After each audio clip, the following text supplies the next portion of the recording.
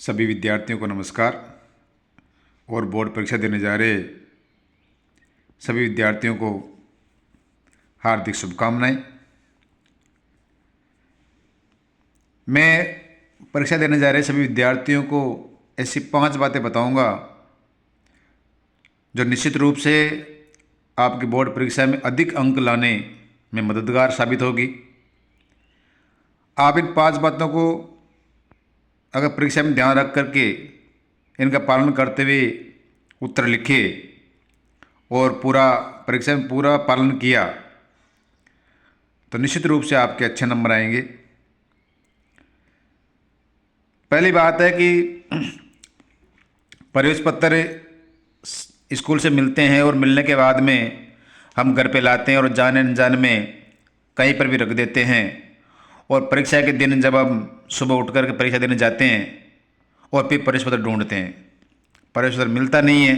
सारे घर वाले ढूंढते तो भी प्रवेश पत्र नहीं मिलता है और हम परेशान हो जाते हैं, लेट हो जाते हैं और हम परेशानी का सामना करना पड़ता है। और जो हम याद करके गए थे सब भूल जाते हैं हड़बड़ की वजह। इसलिए प्रवेश पत्र ऐसी जगह रखें, प्रवेश पत्र हुआ, पेन, पेंसिल, जो भी परीक्षा में काम आने वाले सामान है, सबको आप एक जगह निश्चित जगह रख दें और जब भी आप जाए तब वहाँ से उठा करके ले जाएं, तो आपको ये परेशानी नहीं होगी। इसलिए प्रवेश पत्र को सही जगह रखें और परीक्षा केंद्र पे समय पर पहुँचे। समय का मतलब है 30 मिनट पहले, परीक्षा समय से 30 मिनट पहले आपको परीक्षा केंद्र पे पहुँचना जरूरी है। अगर आप लेट हो गए तो फिर दौड़ करके जाओगे और दौड़ करके जाओगे तो फिर परेशानी होगी और हड़बड़ाहट में आप कुछ भी नहीं लिख पाओगे, जो याद है वो सब भूल जाओगे। दूसरी बात आती है कि नामांकित प्रश्नोत्तर में शब्द सीमा एवं निर्धारित समय का ध्यान रखें। पेपर में रोल नंबर लिखना पड़ता है, कॉपी में रोल नंबर लिखना पड़ता है, तो आपको रोल नंबर सही लिखना है और प्रत्येक प्रश्न के आगे शब्द सीमा लिखी होती है कि कितने शब्द सीमा में इसका उत्तर लिखना है, 20 शब्दों में या 50 शब्दों में या 60 शब्दों में या 100 शब्दों में। तो आपको शब्द सीमा के हिसाब से उत्तर लिखना है। मान लीजिए 20 शब्द का उत्तर लिखना है, 2 नंबर का प्रश्न है और आप उसको 50-60 शब्दों में लिख दिया तो भाई उत्तर तो 2 नंबर ही मिलेंगे। अगर आप 20 शब्द लिखते तब भी आपको 2 नंबर आएंगे, 60 शब्द लिखे तब भी 2 ही नंबर आएंगे और आपने 40 शब्द ज़्यादा लिख दिए तो जो प्रश्न का उत्तर आपको दूसरा और लिखना था वो आपका छूट जाएगा। समय तो फिक्स ही है, तो समय के हिसाब से आपको ध्यान में रखते हुए, समय का ध्यान रखते हुए और शब्द सीमा का ध्यान रखते हुए उत्तर लिखना है ताकि आपके सारे प्रश्न समय पे हो जाएं। निर्धारित समय का ध्यान रखें। प्रत्येक प्रश्न पत्र में आपको उत्तर लिखने का 3 घंटे 15 मिनट का समय मिलेगा और 3 घंटे 15 मिनट में जितने भी प्रश्न आएंगे सबके उत्तर लिखने हैं। तो सभी प्रश्नों को 3 घंटे 15 मिनट में करना है। प्रत्येक 1 घंटे बाद में कालांश लगता है तो आप उसको ध्यान रखें और पेपर को उस हिसाब से करते जाएं ताकि आपके 3 घंटे और 15 मिनट में पूरा पेपर हो जाए। पेपर ठीक को पढ़ें, समझें और सभी प्रश्नों को अनिवार्य रूप से हल करें। पेपर लेते हैं हम बिना पढ़े बिना समझे ही उत्तर लिखना शुरू कर देते हैं और फिर कहते हैं याद नहीं आया। तो जितना आप पेपर को पढ़ोगे समझोगे तो आपको उत्तर अच्छे उत्तर, मतलब जो आप 1 साल तक पढ़ाई करिए, क्लासरूम में जो भी आप पढ़े वो सब कुछ परीक्षा हॉल में अपने आप याद आ जाता है। बाकी ये है कि आप थोड़ा समझें और सरलता से उसके उत्तर दें। सभी प्रश्नों को अनिवार्य रूप से हल करें। सभी प्रश्नों को आपको हल करना, उत्तर लिखना जरूरी है। मान लीजिए कोई प्रश्न आपको नहीं आ रहा तो कुछ छोड़ के नहीं आए, कुछ तो याद होगा आपको। मान लीजिए 4 नंबर का प्रश्न आपको कुछ भी नहीं आ रहा तो आपने कुछ न कुछ लिखा, जो कुछ याद है वो लिखा, तो आपके 1 या 2 नंबर आने की संभावना रहती है। और जो आपने कुछ भी नहीं लिखा तो खाली में तो आपके नंबर आएंगे भी नहीं है।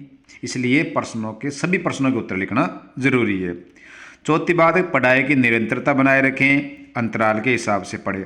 पढ़ाई की निरंतरता बनाए रखने का मतलब है कि आप लगातार पढ़ें। ऐसे नहीं कि आज तो आपने 8 घंटे 10 घंटे पढ़ाई कर ली फिर 5 दिन पढ़ाई नहीं की, तो 5 घंटे 8 घंटे पढ़ा वो भी बराबर हो जाएगा। आपने कछुआ और खरगोश की कहानी सुनी होगी।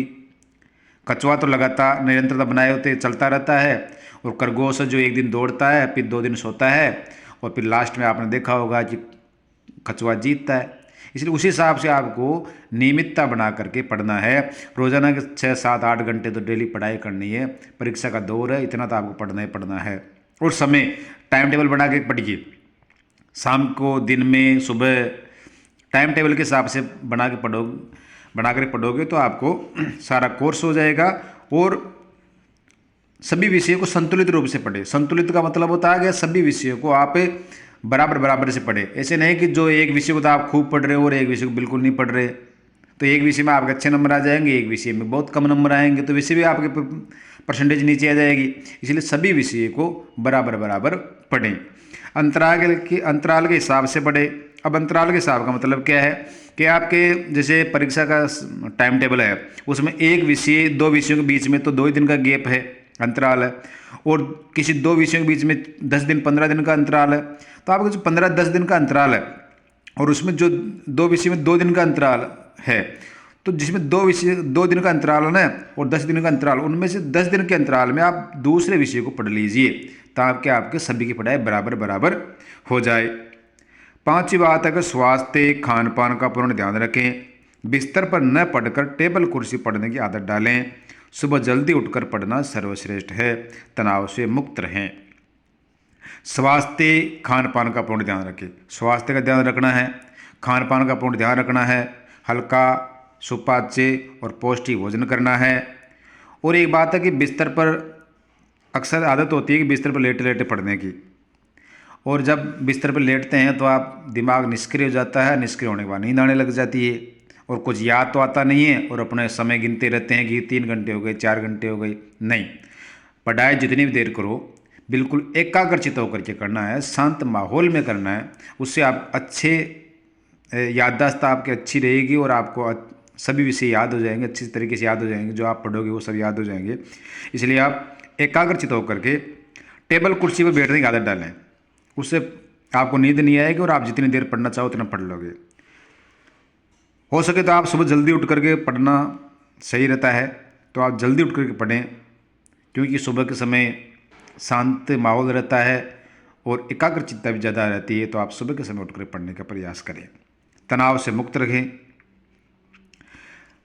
मन को शांत रखें, किसी प्रकार का तनाव न रखें, समय पे परीक्षा सेंटर पहुँचें और सभी विषय को संतुलित पढ़ें। इस प्रकार से अगर आपने इन बातों का पूरा पालन किया तो आपके परीक्षा में अच्छे नंबर आएंगे। सभी को धन्यवाद।